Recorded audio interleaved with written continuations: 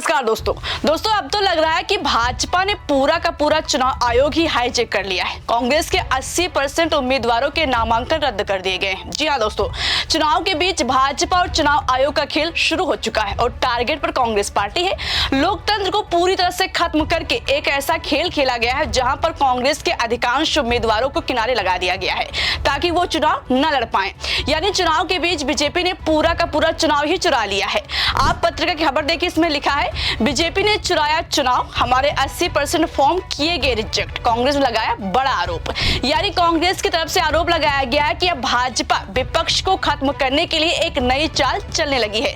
जब वोट चोरी के मुद्दे से बीजेपी की असलियत सबके सामने आ गई तो अब एक नया हथकंडा अपनाने लगी है, क्योंकि जनता भी समझ चुकी है कि भाजपा वोट चुराती है।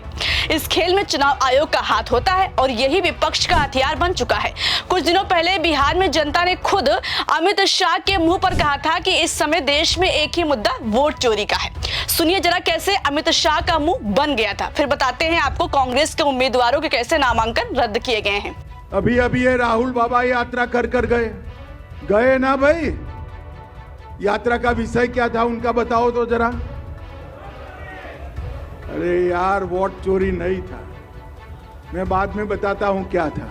देखा दोस्तों, अमित शाह का मुंह कैसे धुआं हो गया, खुद की फजीहत करवा ली। जब पूरे देश के सामने भाजपा की सच्चाई उजागर हो गई तो अब नामांकन रद्द करके विपक्ष को कमजोर करने की कोशिश होने लगी है।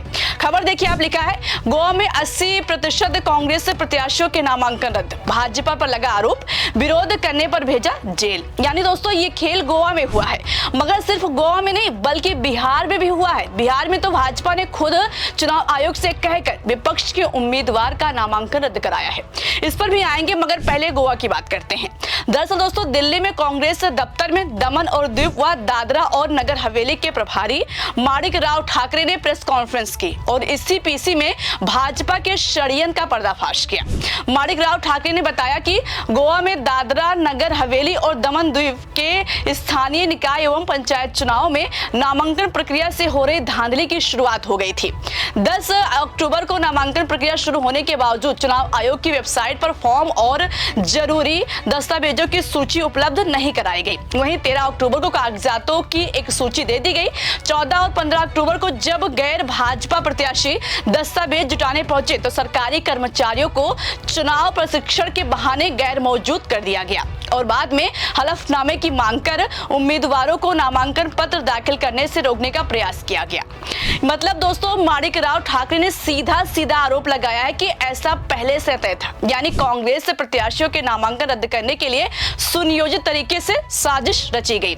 इस खबर के मुताबिक चुनाव आयोग की वेबसाइट होती और उस पर ना तो पहले फॉर्म उपलब्ध करवाए गए और ना ही जरूरी जो दस्तावेज होते हैं कि भाई आपको ये दस्तावेज देने हैं उसकी कोई लिस्ट दी गई और बाद में कर्मचारी ही चुनाव प्रशिक्षण के बहाने एब्सेंट हो गए। अब फॉर्म जमा नहीं होंगे तो फिर चुनाव कैसे होंगे। सबसे हैरानी की बात यह है कि कांग्रेस के फॉर्म रिजेक्ट कर दिए गए मगर भाजपा के किसी भी उम्मीदवार का नामांकन नहीं रिजेक्ट हुआ। ये बात माणिक राव ने बताई है।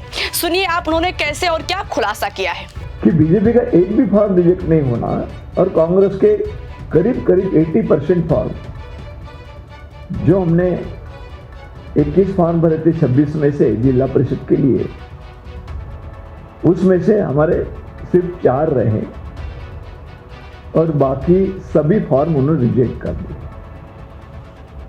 नगर परिषद में भी 21 थे,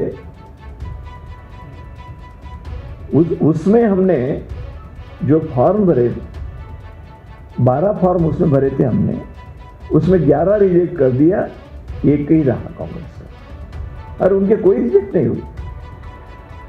और यहां पर ही नहीं, बाजू में दीव दमन है, वहां पे भी एमपी है, इंडिपेंडेंट है और इंडिपेंडेंट एमपी होने के बावजूद उन्होंने इंडिपेंडेंट फॉर्म भरे। उनको भी 26 में से सिर्फ 6 रहे, एक जगह पे 5 रहे, वो भी रिजेक्ट कर दिए। उनको बीबी का और बेटी का भी फॉर्म कैंसिल कर दिया। मतलब ये जो दमनशाही शुरू है पूरे दादरा नगर हवेली में, उसके लिए जनता त्रस्त है। इतना ही नहीं दोस्तों, जब इसके खिलाफ प्रादेशिक कांग्रेस अध्यक्ष और सैकड़ों कार्यकर्ता कलेक्टर दफ्तर में जवाब मांगने पहुंचे तो अधिकारियों ने कोई जवाब नहीं दिया, उल्टा 2 कार्यकर्ताओं को जेल में भेज दिया। यानी दोस्तों खबर से साफ है कि भाजपा जब से सत्ता में आई है, सत्ता हथियाने के लिए हर हथकंडे अपना रही है। अभी तक वोट चोरी करती थी, जब इसका खुलासा होने लगा तो नामांकन रद्द करके पूरा का पूरा चुनाव चुरा रही है। आवाज उठाने पर जेल में डाला जा रहा है। इस पूरे खेल में चुनाव आयोग शामिल है। अगर ये कहा जाए कि चुनाव आयोग का बीजेपी के साथ गठबंधन है तो कहना गलत नहीं होगा, क्योंकि पर्दे के पीछे से रहकर काम तो भाजपा के लिए किया जा रहा है। 80% उम्मीदवारों का फॉर्म कैंसिल करना बड़ी बात है। फिर बचा ही क्या 20% प्रत्याशी। 20% प्रत्याशी से क्या चुनाव जीता जा सकता है? नहीं ना। यही खेल बिहार में भी हो रहा है।